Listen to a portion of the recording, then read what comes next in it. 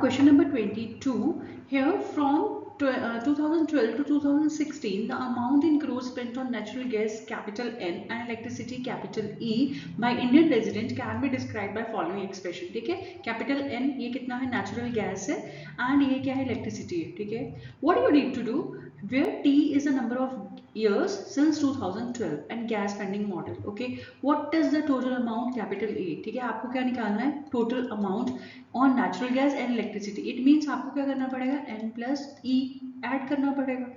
Now t is equal to 1 लेना है. It means जहां जहां पे भी आपको t दिख रहा है वहां पे आप क्या करोगे, 1 पुट करोगे.